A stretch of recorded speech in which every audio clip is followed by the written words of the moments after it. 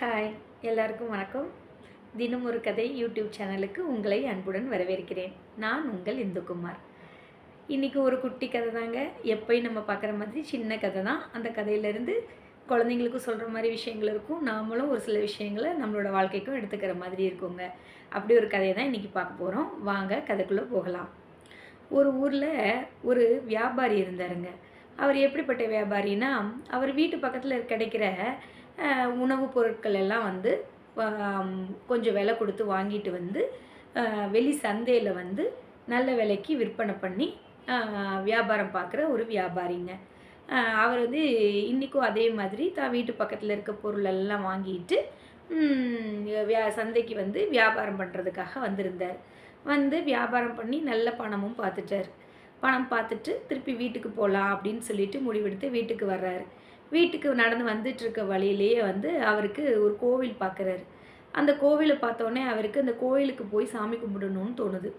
சரி, சாமி கும்பிட்டுட்டு வீட்டுக்கு போகலாம், இன்றைக்கி நல்ல வருமானமும் கிடச்சிருக்குல்ல அப்படின்னு சொல்லிட்டு கடவுளுக்கும் நன்றி சொல்லிட்டு போவோம் அப்படின்னு சொல்லிட்டு கோயிலுக்கு போகிறாரு. கோயிலுக்குள்ளே போய் சாமி கும்பிட்றாருங்க. சாமி கும்பிடும்போது கையில் இருக்க பணப்பையை சாமியோடைய சந்நிதி அந்த இடத்துலையே வச்சிடுறாரு. வச்சுட்டு சாமி கும்பிட்றாரு. அப்படியே கோயிலை சுற்றி வர்றாரு, எல்லாம் பண்ணுறாரு. அப்படியே பணப்பை வச்சதையே மறந்துட்டாருங்க. மறந்ததுனால என்ன ஆச்சுன்னா, அப்படியே சாமியும் கும்பிட்டு முடிச்சுட்டு வெளியே நடந்து வந்துட்டார். வெளியே நடந்து வந்து போயிட்டார். கோயிலை விட்டு வெளியே போயிட்டார். அதே சமயம் அவர் போய் கொஞ்ச நேரத்திலேயே ஒரு பள்ளி ஆசிரியருங்க, அவர் வந்து அந்த கோவிலுக்கு சாமி கும்பிட வர்றாரு. வந்து அவரும் வந்து சாமி சன்னதியில் நின்று சாமி கும்பிட்டுட்ருக்காரு. கும்பிட்டுட்ருக்கையில் கீழே ஒரு பை இருக்குதுங்க. அந்த பையை பார்த்தோன்னே சுற்றி முற்றி ஆளுங்க இருக்காங்களான்னு பார்க்குறாரு. யாருமே இல்லை. சரி, என்ன பை, ஆளே இல்லை, பை மட்டும் கிடைக்கேன்னு எடுத்து பார்க்குறாரு. அந்த பையில் பணமாக இருக்குதுங்க. உடனே அவர் பார்க்குறாரு, சுற்றி யார்கிட்டையாவது இருக்கா, அப்படி யாராவது இருக்காங்களான்னு பார்க்குறாரு. யாரும் இல்லைன்னொடனே சரி என்ன பண்ணுறது, யாருமே இல்லையே அப்படின்னு சொல்லிட்டு எடுத்துட்டாருங்க. எடுத்து வீட்டுக்கு கொண்டு போயிட்டார். வீட்டுக்கு கொண்டு போனவர் வீட்டு வாசலில் ஒரு போர்டு எழுதி போட்டார். என்ன போர்டு எழுதி போட்டார்னா, இந்தமாரி பணப்பையை வந்து யார் கோவிலில் வச்சுட்டு போயிட்டீங்களோ அவங்களோட பணப்பை என்கிட்ட தான் இருக்குது, அந்த பணப்பையை தொலைச்சவங்க அடையாளம் சொல்லி வந்து வாங்கிக்கோங்க அப்படின்னு சொல்லி ஒரு போர்டு எழுதி போட்டாருங்க. அப்படியே அவர் விட்டுட்டார் அதை. அதுக்கடுத்து கொஞ்சம் தூரம் போய்கிட்டு இருந்த நம்ம வியாபாரிக்கு தான் வந்து கையில் எதுவுமே இல்லாமல் போகிறோமேன்னு சொல்லிட்டு ஒரு ஞாபகம் வருது. வந்தோடனே ஐயோ, பணப்பையை நம்ம வந்து கோவில்லே வச்சுட்டோம் போல் அப்படின்னு சொல்லிட்டு ஐயோன்னு சொல்லிட்டு கோவிலுக்கு திருப்பி ஓடுறாருங்க. குடுக்குடுன்னு ஓடி போய் கோயில் சன்னதியில் போய் பார்க்குறாரு, பணப்பையை காணோம். அவருக்கு ரொம்ப வருத்தமாக போச்சு. இன்றைக்கி சம்பாதிச்ச பணமெல்லாம் அப்படி போயிடுச்சே அப்படின்னு சொல்லிட்டு ரொம்ப வருத்தப்படுறாரு. அப்போ அப்படியே அந்த வருத்தத்தோடையே நடந்து வந்துட்டுருக்காரு அந்த வீதிகளில்.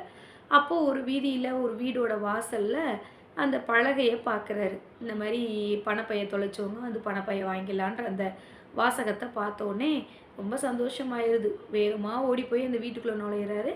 நுழைஞ்சு அவரை பார்க்குறாரு, அந்த பள்ளி ஆசிரியரை. அவரை பார்த்து நடந்த விஷயத்த சொல்கிறாரு. சொன்னோடனே அடையாளத்தையும் கேட்குறாரு பள்ளி ஆசிரியர். இவரும் வியாபாரியும் அடையாளத்தை சொல்கிறாரு. அடையாளங்கள்லாம் சரியாக இருந்தோடனே அந்த பள்ளி ஆசிரியர் வந்து இந்தாங்க உங்கள் பணம் அப்படின்னு சொல்லிட்டு அவரோட பணப்பையை கொடுக்குறாரு. உடனே அதை சந்தோஷமாக வாங்கிக்கிட்டாரு நம்மளுடைய வியாபாரி. வாங்கிக்கிட்ட வியாபாரிக்கு மனசுக்குள்ளே இவருக்கு ஏதாவது ஒரு நல்லது பண்ணணும், இவர் நமக்காக இந்த பணப்பையை வந்து பத்திரமா எடுத்து கொடுத்துட்டார்ல அப்படின்னு சொல்லிட்டு ஒரு நினப்பு வருது. உடனே அவர் தன்னோட பையிலேருந்து கொஞ்சம் பணத்தை எடுத்து அந்த பள்ளி ஆசிரியர் கையில் கொடுக்குறாரு. ஐயா, எனக்கு நீங்கள் வந்து இந்த பணத்தை வந்து நீங்கள் இல்லைன்னு கூட சொல்லியிருக்கலாம், ஆனால் இந்தமாரி போர்டு எழுதி போட்டு எனக்காக இந்த பணத்தை நீங்கள் கொடுத்துட்டீங்க. உங்கள் நேர்மைக்காகவும் உங்களுடைய நல்ல குணத்துக்காகவும் இந்த பணத்தை அன்பளிப்பாக வச்சுக்கோங்க அப்படின்னு சொல்லி கொடுக்குறாருங்க. ஆனால் உடனே இந்த பள்ளி ஆசிரியர் ரொம்ப மறுக்கிறார். இது என் நேர்மையாக நான் இருக்கேன், அவ்வளோதான். இது என் கடமை, நான் செஞ்சேன், அவ்வளோதான். இதுக்கு எதுக்கு நீங்கள் வந்து பணம் கொடுக்குறீங்க அப்படின்னு சொல்லிட்டு அவர் ரொம்ப வருத்தப்படுறாரு. உடனே இவர் இல்லை, என்னோட மன திருப்திக்காக வாங்கிக்கோங்க அப்படின்னு சொல்லிட்டு ரொம்ப வந்து ரெக்வஸ்ட் பண்ணுறாரு. ஆனாலும் அந்த பள்ளி ஆசிரியர் வாங்க மறுத்துட்டார்.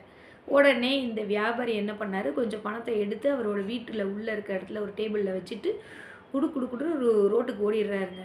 ஓடுனா பின்னாடியே அந்த பள்ளி ஆசிரியர் துரத்திக்கிட்டே வர்றாருங்க.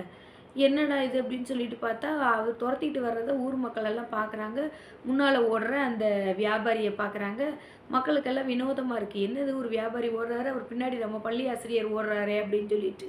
அதில் ஒருத்தர் அவரை நிறுத்தி கேட்குறாரு, "என்னங்க ஏன் ஏன் இப்படி அவரை துரத்திட்டு ஓடுறீங்க?" அப்படின்னோடனே, "அவன் திருடிட்டு போயிட்டான்" அப்படின்னு சொல்கிறாரு அந்த பள்ளி ஆசிரியர். உடனே அந்த அந்த மனிதன் கேட்குறாரு, அந்த ஒரு ஆள் வந்தார் இல்லையா, அவரு, "என்னத்த திருடிட்டாருங்க ஐயா?" அப்படின்னு சொல்லி கேட்குறாரு.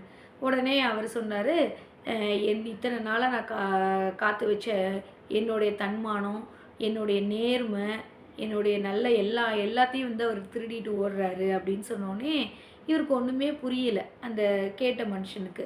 உடனே அவர் சொல்றாரு, "என்ன நடந்துச்சுன்னு?" கேட்டோனே, இந்த விஷயத்த ஃபுல்லா சொன்னோனே, அவர் அப்படியே அந்த பள்ளி ஆசிரியர பெருமிதமா பார்க்குறாருங்க. ஆனா, அதுக்கப்புறம் பார்த்தா அவரு ஓடுறாரு. அதுக்குள்ள அந்த வியாபாரி ஓடிட்டாருங்க.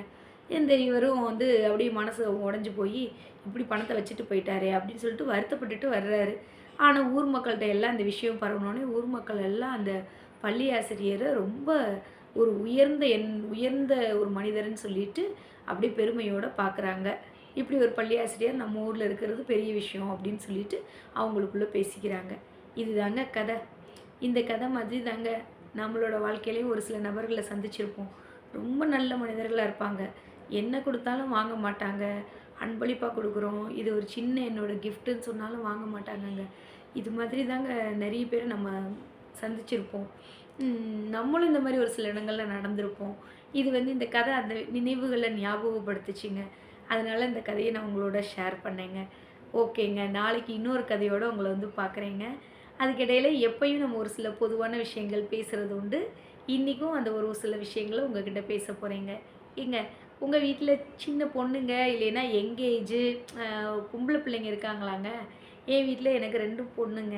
அதனால எப்போ பார்த்தாலும் என் பிள்ளைங்க என்ன பண்ணும், எனக்கு ஏதாவது லிப்ஸ்டிக் பண்ணி குடும்மா, இந்த மாரி அது போடணும்னு ஆசையா இருக்கு அப்படின்னு சொல்லுவாங்க.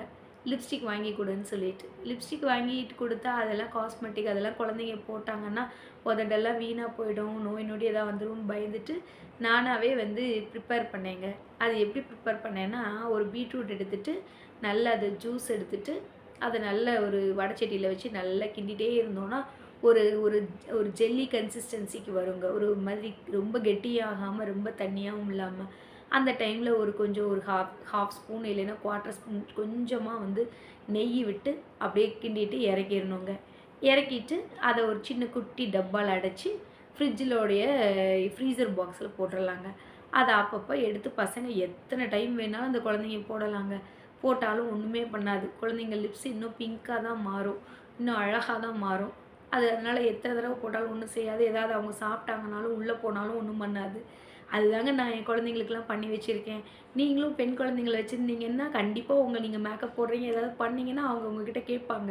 அதனால இது மாரி ஒண்ணு பண்ணி வச்சுருங்கங்க. அவங்க எத்தனை டைம் வேணாலும் போட்டுக்கட்டும். நல்லா டார்க்கா அழகா இருக்கும் பார்க்கவும். ஓகேங்க. இந்த டிப்ஸ் புடிச்சிருந்தா கமெண்ட் பண்ணுங்கங்க.